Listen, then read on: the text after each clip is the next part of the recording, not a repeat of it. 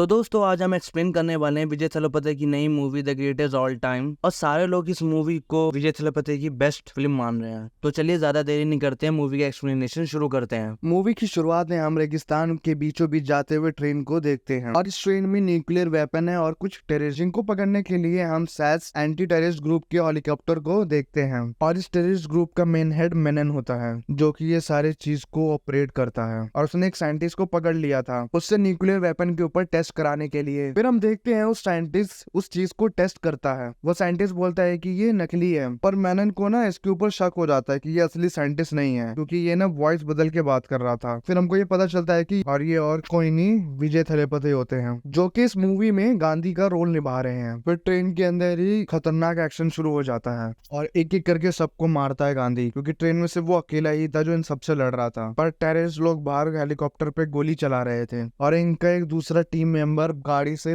Train के पीछे boggy में एक बम लगा देता है हर बॉगी में, और वो और कोई नहीं अपने प्रभु देवा होते हैं। फिर वो बम फट जाता है, फिर एक एक करके हर बॉगी में आग लग जाती है। पर उनको ये दिया गया था एक साइलेंट ऑपरेशन क्योंकि उनको सिर्फ न्यूक्लियर वेपन चुराना था और मेनन को भी उठाना था। पर उन लोगों को शक हो गया था, इसलिए पूरे ट्रेन में आग लग गई और फायर चालू हो गई थी। फिर ट्रेन के अंदर अपने प्रभुदेवा घुसते हैं और वो भी विजय थलापति का साथ देते हैं फाइट में। फिर वो लोग ट्रेन से न्यूक्लियर वेपन को लेकर फिर वो दोनों ट्रेन से बच के बाहर निकल जाते हैं और हेलीकॉप्टर के ऊपर चढ़ जाते हैं। बट वो लोग मेनन को ले जा नहीं पाते, इधर से मेनन भाग गया था। बस सबको लगता है कि ट्रेन ब्लास्ट में मेनन मर गया था। फिर सीन शिफ्ट होता है, फिर हमको गांधी की वाइफ को दिखाया जाता है जो कि हॉस्पिटल में एडमिट हुई पड़ी है। उसको और एक बेबी होने वाला है और इनका पहले से एक बच्चा होता है जो कि सिर्फ 5 साल का है और उसका नाम होता है जीवन। और ये 3 लोगों का सुखी परिवार है और चौथा मेंबर आने वाला है जल्दी। और गांधी को हमेशा ना बेटी ही चाहिए थी और उसकी वाइफ को चाहिए था एक बेटा। और अपना गांधी तो बड़े बड़े टेररिस्ट ग्रुप से लड़ जाता है, इंटेलिजेंस एजेंसी से भी लड़ जाता है और सिर्फ डरता है अपनी वाइफ अनु से। फिर हम पार्टी में देखते हैं सैस के पूरी टीम को,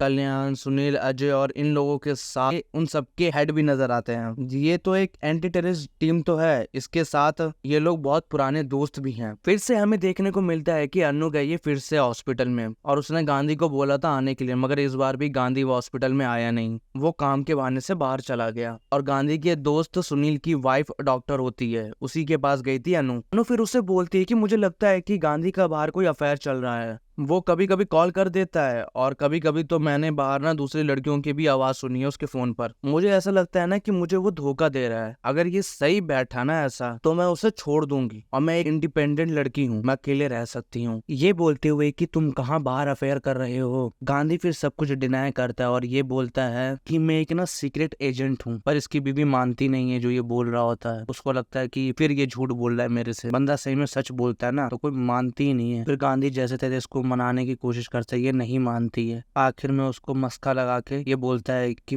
मैंने हमारा सेकंड हनीमून प्लान किया है, वो भी थाईलैंड में, और हम तीनों लोग जाएंगे और जो नया मेंबर आने वाला है वो भी घूम लेगा। और फिर उसकी बीवी झट से मान जाती है। फिर हम देखते हैं कि उसके टीम मेंबर उसको समझा रहे होते हैं कि तू एक मिशन में जाने वाला है, वो भी तेरी फैमिली के साथ। गांधी नहीं जाने के लिए पहले नाकर नुकर करता है, फिर उसके बाद वो मान जाता है। फिर हम देखते हैं कि गांधी अपनी फैमिली के साथ थाईलैंड पहुंच चुका होता है और वो फैमिली के साथ थोड़ा एंजॉय करता है। पूरा दिन वो लोग घूमते हैं। फिर रात में वो जब घर पहुंचते हैं तो फिर रात में आता है नजर सर का कॉल। वो गांधी को फोन करके बोल देते हैं कि मिशन ऑन है। फिर हम देखते हैं कि गांधी और कलन जाते हैं एक पब में और उधर जाके एक सिगरेट कोड चुराना था। फिर गांधी जैसे तैसे फाइट करके वहां से वो बिल्डिंग से कूद जाता है पैराशूट के साथ, पर उसके चेहरे को लोगों ने देख लिया था। अब उसके लिए मुश्किल खड़ी होने वाली थी आगे और उसको ये मिशन दिया गया था कि चुपचाप ये काम करना है, बट वो चुपचाप करने वालों में से था नहीं। फिर अगले दिन गांधी अपनी फैमिली के साथ मार्केट में घूम रहे होते हैं, कुछ गुंडे इनके पीछे पड़ जाते हैं। गांधी कैसे भी करके अपने बीवी बच्चे को लेकर टैक्सी में बैठता है और फिर गुंडों ने टैक्सी ड्राइवर को गोली मार के शूट कर दिया गया था। फिर उसके बाद गांधी गाड़ी चलाने लगता है और पीछे से गुंडे लोग उसका पीछा कर रहे होते हैं जो कि गांधी को खत्म करने के लिए पीछे पड़े थे उसके।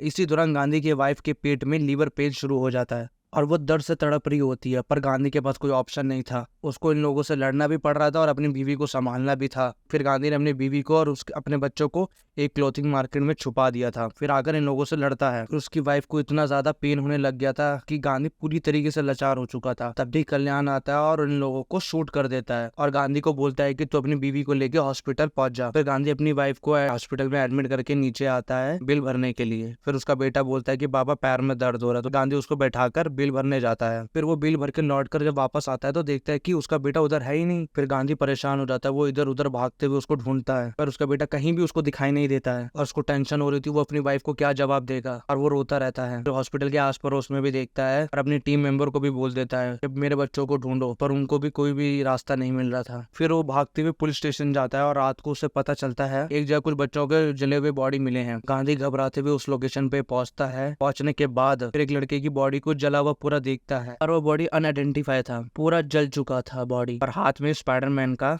पुतला होता है। उसे देखकर गांधी को ऐसा लगता है कि ये उसके बेटी की बॉडी है, क्योंकि वो गिफ्ट उसने उसे दिया था हॉस्पिटल में बैठते टाइम। गांधी का मानो तो पैरों तले जमीन खिसक जाता है। एक तो उसे अपनी वाइफ को जवाब देना है और उसकी वजह से आज उसका बेटा मारा गया, क्योंकि उसकी फैमिली में किसी को भी नहीं पता था कि गांधी क्या करता है, क्योंकि उसने सबको ये बता रखा था कि वो टूरिज्म कंपनी में काम करता है और उसने इतने सालों से अपनी बीवी बच्चों को अंधेरे में रखा और उसकी जॉब की वजह से आज उसका बेटा इस दुनिया में नहीं रहा। गांधी फिर अपनी बीवी को आके सब कुछ बताता है, पर उसकी बीवी उसे माफ नहीं कर पाती और गांधी के एक बच्चे की डिलीवरी हो चुकी थी जो कि एक लड़की होती है। फिर बहुत साल बीत जाते हैं और गांधी ने फिर सेल्स टीम का काम छोड़ दिया था। अब वो नॉर्मल लाइफ जीने लग गया था, जहाँ पर वो एयरपोर्ट में लोगों के पासवर्ड वगैरह चेक किया करता है। और गांधी की बीवी ने उससे सारा नाता तोड़ दिया था। इतने सालों से गांधी की बीवी ने गांधी के साथ एक बात भी नहीं करी। वो अपने बेटे के इस दुनिया से जाने की वजह सिर्फ और सिर्फ गांधी को ही मानती है, क्योंकि उसने इतने सालों से ये सीक्रेट जब छुपा के रखा और इस थ्रेट की वजह से उसके बेटे को इस दुनिया से जाना पड़ा। अनु और गांधी थोड़ा बहुत बातचीत करते हैं सिर्फ और सिर्फ अपनी बेटी की वजह से। फिर एक दिन जिगिसा उसके मम्मी पापा के साथ एक पार्टी में जाते हैं और उसके साथ हम सैस टीम के पुराने मेंबर को भी देखते हैं, यानी कि गांधी के दोस्तों को, और वो लोग अभी भी टीम में काम कर रहे हैं। जिगिसा आकर गांधी को बोलती है कि मामा ने बोला है आप मुझे घर रात को छोड़ पाओगे या नहीं। गांधी हाँ बोल देता है कि तुम्हारे मम्मा को जाने के लिए बोल दो, मैं तुमको घर छोड़ दूंगा। उस पार्टी में सैस टीम के हेड नजीर सर गांधी को समझाते हैं कितने टाइम तक खुद को ही दोषी मानोगे, एक काम करो तुम हमारे मॉस्को वाले ऑफिस में वहाँ काम कर लो। गांधी बोलता है कि मुझे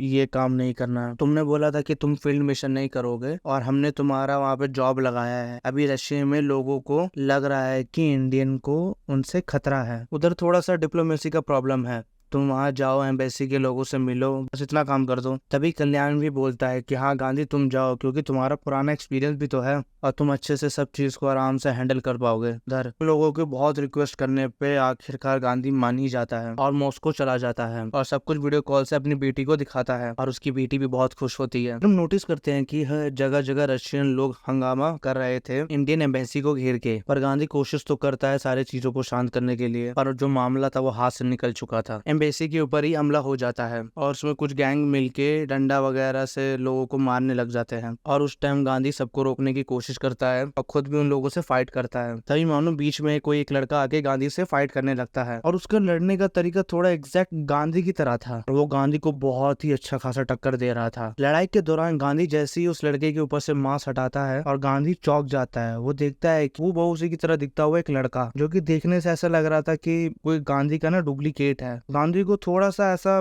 महसूस होता है कि लगता है कि ये उसी का बेटा है, जीवन है, और वो लड़का भी गांधी को घूरे जा रहा था। उसको ऐसा लग रहा था कि कोई गहरा रिश्ता है उसके साथ। फिर उधर सब कुछ शांत हो जाता है और वो लड़का वहां से भाग जाता है और उधर फिर रशियन टीम आ जाती है। फिर गांधी अपने टीम मेंबर से पता लगाने के लिए बोलता है कि वो लड़का कौन है और किसके साथ काम करता है। टीम पता लगा रही थी, बट टीम के पता लगने से पहले ही वो लड़का गांधी के सामने आ जाता है और फिर वो गांधी को उसका पीछा करने के लिए मजबूर करता है और वो लड़का उसे खुली जगह पर वो गांधी को लेकर जाता है। लेकर जाने के बाद वो उसे बोलता है कि मुझे ऐसा लगता है कि आप मेरे पापा हो, आपको मैंने बहुत पहले देखा था जब मैं बहुत छोटा था, पर मेरी यादें ना धुंधली हो चुकी है। गांधी ये सुनने के बाद मानो रोने लग जाता है। फिर गांधी उससे बोलता है कि तू इतने टाइम से कहाँ पर था और तू क्यों नहीं हमारे पास लौटा? तुझे पता नहीं मैंने और तेरी माँ ने कितना झेला है बेटा, हम आज भी तेरे बारे में सोच सोच कर रोते हैं। तुम मेरे साथ चल इंडिया, तुझे कुछ भी नहीं होगा। तब जीवन बोलता है कि फैजल गैंग के लिए काम करता हूँ, वो लोग मुझे नहीं छोड़ेंगे, वो लोग इतने खतरनाक है पापा, वो आपको भी मार डालेंगे और आप महफूज इंडिया यहाँ से चले जाइए। तब गांधी उससे बोलता है कि इतने सालों तक मैं मेरे बेटे से दूर रहा और तुझे पता नहीं तेरे पापा सबसे खतरनाक हैं, कोई भी आ जाए मैं संभाल लूंगा। तभी हम देखते हैं कि इनके ऊपर फायरिंग होता है और फजल गैंग वालों ने ही इनके ऊपर अटैक कराया था। फिर वो दोनों वहां से भागते हैं और एक जगह जाके छुप जाते हैं। फिर उनको एक बाइक दिखती है तो गांधी बाइक चला रहा होता है, जीवन बैठ के पीछे से शूट कर रहा होता है। फिर कैसे भी करके वहां से वो लोग बच जाते हैं और एक ट्रक के अंदर छुप जाते हैं जाकर। सुनील कैसे भी करके इन दोनों का पासवर्ड बना के इन दोनों को इंडिया ले आता है। फिर गांधी अपनी बीवी के पास जाता है अपने बेटे को लेकर, और घर पहुंचने के बाद जैसे ही अनु अपने बेटे को देखती है, देख के वो रोने लग जाती है। फिर अनु गांधी को माफ कर देती है। धीरे धीरे करके पूरा परिवार एक साथ होने लगता है, सब कुछ मानो तो क्वेश्चन मंगल हो जाता है। फिर हमको ना अजहर को दिखाया जाता है, उसे ना कुछ पता चला है क्योंकि बहुत टाइम से ना इनके टेल लीक हो रहे थे और इनके एजेंट भी मर रहे थे। अजहर उस दिन रात को चेन्नई वाली ट्रेन लेने से पहले वो कॉल करता है गांधी को, तुझे कुछ मिलके बताना चाहता हूँ, इंपॉर्टेंट बात है। और ये कॉल ना मानो ट्रेस हो रहा था और अजहर के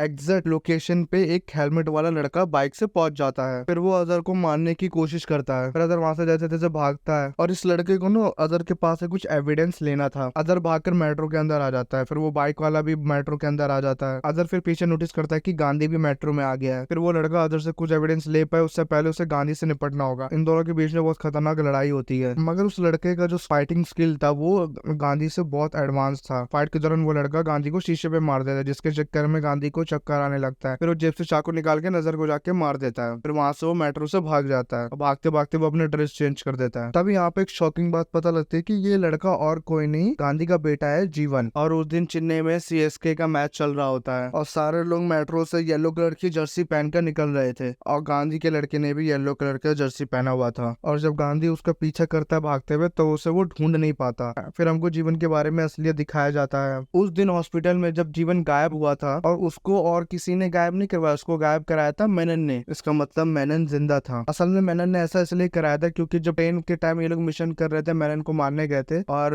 तो उस ट्रेन ब्लास्ट में मेनन की फैमिली भी थी जो उस ब्लास्ट में खत्म हो चुकी थी। इसी का बदला लेने के लिए मेनन ने गांधी के बेटे को गायब किया था। फिर मेनन ने उसको ट्रेनिंग देके अपनी तरह बना दी कि वो अपने पास्ट को भूल जाए कि वो कहाँ से आया था, वो मेरे को बाप समझे। और फिर मेनन ने धीरे धीरे करके अपना सारा कारोबार उसकी तरफ ट्रांसफर कर दिया और मेनन का पूरा कारोबार जीवन संभालता था। ये जो पूरा प्लानिंग हो रहा है ये मेनन कर रहा है। इसलिए जीवन चालाकी से गांधी के घर में चुपके से इस तरीके से रह रहा था कि किसी को शक ना हो उसके ऊपर, और वो एक एक करके सेस टीम के मेंबर को मारे जा रहा था और वो लोग कोई बड़ा प्लान कर रहे हैं। और फिर जीवन अपने पापा को बुलाता है कि आप यहाँ पर आ जाइए और अपने आंखों से ये तमाशा देखिए। फिर जीवन दूसरे कंटेनर में करके मेनन को वापस इंडिया बुलाता है, मगर वो कंटेनर ना रास्ते में ना नेवी वाले पकड़ लेते हैं सस्पिशियस बोल के, और वो लोग सेस टीम को कॉल भी कर देते हैं और गांधी अपनी टीम के साथ उधर पहुंचे इससे पहले ही जीवन ने फोर्स के एक आदमी के लड़की को किडनैप कर लिया था। और वो और कोई नहीं, गांधी का पुराना दोस्त सुनील उसकी बेटी को किडनैप कर लेता है और गांधी को सुनील की वजह से वो कंटेनर चुराना पड़ता है। फिर जीवन उसकी लड़की को वहां से गला काट के भाग जाता है। फिर गांधी उसके बाद बोलता है कि नेवी कंटेनर का CCTV मंगवाने के लिए, तब उस CCTV के अंदर उसे मेनन दिखता है और वो ये देख के शौक हो रहा था कि मेनन जिंदा है और उसे ऐसा लग रहा होता है कि अपना कुछ न कुछ बहुत बड़ा होने वाला है और कंटेनर छोड़ने के लिए उसका दोस्त बहुत जिद कर रहा होता है। और तब उसके ऊपर ना गांधी को थोड़ा सा शक होता है। और दूसरी जगह हम देखते हैं कि CSK का सेमीफाइनल चल रहा होता है मुंबई के साथ और जीवन उधर प्लान करता है कि पूरा स्टेडियम ही वो ब्लास्ट कर देगा। फिर गांधी थोड़ा टेंशन में होता है। फिर गांधी धीरे धीरे करके सारे क्लू को जोड़ने लगता है और उससे मिलता क्या है, और कोई नहीं, उसका बेटा ही जीवन ये सब काम कर रहा है। मेन बंदा होता है जो उसकी टीम मेंबर को मारता है एक एक करके। गांधी को अब समझ आता है कि जीवन के लौटने के बाद ही ये सब शुरू हुआ है और गांधी अपने घर पे ही ध्यान नहीं दे रहा था जो कि स्पेशल ऑफिसर को पहले देना चाहिए ध्यान। और गांधी जीवन को अरेस्ट करे उससे पहले ही जीवन ने गांधी को घायल कर दिया था। और जब गांधी को होश आता है तो वो देखता है कि उसकी बीवी और उसको एक जगह बांध रखा था और उसके सामने मेनन खड़ा हुआ था। मेनन उसे सब कुछ बताता है कि उसका बेटा जीवन अब क्या कुछ करने वाला है और वो तुझसे बहुत नफरत करता है। तभी गांधी मुस्कुराता है और उसे बोलता है कि अगर तू एक विलन है तो मैं एक गांधी हूँ।